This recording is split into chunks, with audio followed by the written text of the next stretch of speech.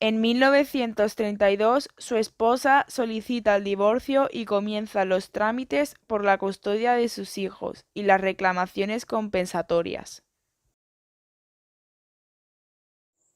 Consigue ser nombrado director de la Academia Española de Bellas Artes de Roma en 1933, desplazándose a Roma junto a los 3 niños de los cuales tenía la custodia legal. Mantendría este puesto hasta su muerte. En marzo de 1935 se retira a Santiago e ingresa en el sanatorio de allí para recibir un tratamiento radioterápico. El 5 de enero del año 1936, tras negarse a seguir recibiendo auxilio médico, muere por un coma rápido tras una enfermedad de vejiga urinaria.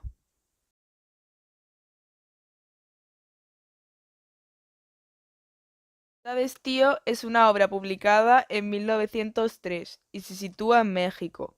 Es una historia de amor plena e implica también la historia de Eros y Tánatos. En un viaje a México, el marqués de Bradomín conoce a la niña Chole, que tiene una relación sexual con su padre, que es bandolero. Esto le atrae y mantiene una relación con ella a espaldas del padre. Sonata de Primavera es un libro publicado en 1904. Forma parte de la tetralogía de sonatas modernistas. La acción transcurre en Italia, cuando el marqués llega a un palacio de la ciudad de Liguria para entregar un mensaje del Papa a la princesa Gaetani. El marqués queda pillado de la hija mayor de la princesa, María del Rosario, que está a punto de ingresar en un convento. El Marqués de Bradomín es una obra de teatro estrenada en 1906. Se trata de una adaptación parcial de su novela Sonatas de Otoño, publicada 5 años antes, y recrea las peripecias del Marqués de Bradomín, personaje valleinclanesco que representa a un aristócrata y mujeriego, inspirado en el general carlista Carlos Calderón. Romance de Lobos es una obra de teatro escrita en 1908. Forma parte de las comedias bárbaras. La historia se cuenta en la Galicia rural de finales del siglo XIX. Cuenta Valle Inclán que viajando borracho una noche, don Juan Manuel se encuentra con la Santa Campaña, lo cual le induce a pensar que pronto se unirá a ellos. Pero al contrario de lo que piensa, la Santa Campaña no le anuncia su muerte, sino la de su esposa, de la cual estaba separado ya hacía bastantes años. Al conocer la muerte de su esposa, don Juan Manuel va a la casa de su esposa casi buscando la muerte, pero ésta solo le esquiva. Mientras don Juan Manuel viaja hacia la casa de la muerta, sus hijos se reparten la herencia, produciéndose constantes enfrentamientos entre ellos. En su camino, don Juan Manuel se encuentra con unos mendigos, los cuales le van a mostrar el camino correcto que deberá seguir espiritualmente. Al llegar a la casa, don Juan Manuel, queriendo enfrentarse a sus hijos, se encuentra con que éstos han abandonado la casa, saqueando lo poco que en ella quedaba. A partir de entonces, y embargando por el dolor, busca la muerte sin que ésta le quiera. Cuando finalmente decide vivir para redimitar de verdad sus pecados, uno de sus hijos le mata. Luces de Bohemia es una obra teatral publicada en una primera versión por entregas entre el 31 de julio y el 23 de octubre de 1920. Se edita la versión definitiva con 3 escenas más. Se estrena en 1970. Considerada Luces de Bohemia una de sus obras más importantes, con ella inaugura el género teatral esperpento, el primero de los 4 textos. En la escena duodécima de la obra, el propio protagonista lo considera como una manera de mirar el mundo. Está considerada a España degradada a la que no le importa el pueblo llano y llena de corrupción.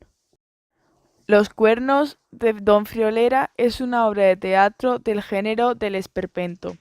La obra se publicó por primera vez en 1921 en entregas y en 1925 en su único tomo. Se representa un año más tarde por el grupo El Mirlo Blanco. En 1930 la incluyó en el volumen Martes de Carnaval, trilogía de esperpentos. Don Friolera, esposa del teniente Astente, es infiel a su marido con Pachequín, el barbero del lugar. Un anónimo pone a Astete en conocimiento de la situación y trama venganza. Sin embargo, al poner en ejecución su decisión de asesinar a los traidores, la hija Manolita aparece y al deshonrado le falta valor para apretar el gatillo. Pero la presión de sus colegas mina la resistencia de Don Friolera a cometer el doble crimen. La Daifa es una prostituta que ha quedado embarazada y le dice a Juanito Ventolera que ha escrito a su padre rogándole dinero para empezar una nueva vida. Cuando el padre, el boticario Don Sócrates, la lee, muere horrorizado por la deshonra de la hija. Es entonces cuando Juanito, que había sido acogido en casa de Don Sócrates, osa ultrajar la tumba para robarle sus pertenencias y le pide a la viuda que le dé el resto de galas del difunto. Después vuelve con Daifa y pretende seducirla y le hace entrega de la carta que ella misma había escrito, para así saber el destino de su progenitor. Tirano Banderas es una obra publicada en 1926. Es la primera novela del ciclo esperpéntico que irá seguido de la serie El Ruedo Ibérico a partir de 1927. Narra la caída del dictador sudamericano Santos Banderas, que dirige de modo despótico y cruel, manteniéndose en el poder gracias al terror y a la presión. La obra describe el comportamiento y el comienzo de movimiento revolucionario que acabará por derrocarlo ante su torpeza inconfundible de perro. La hija del capitán es una obra de teatro escrita en 1927. La Cini se ve comprometida a mantener relaciones con el general, promoviendo así una buena carrera profesional a su padre, el capitán Sinibaldo Pérez, que sabe y consiente.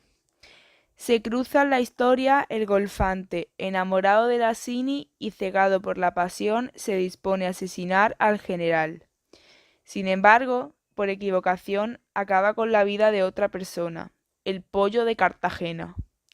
El golfante y la Cini escapan con información comprometedora para el general, que venden a la prensa. Este, acosado por los periódicos, declara un directorio militar. Ibérico es una serie de novelas. Fue proyectada como una serie de 3 ciclos, cada uno a su vez conformado por una trilogía.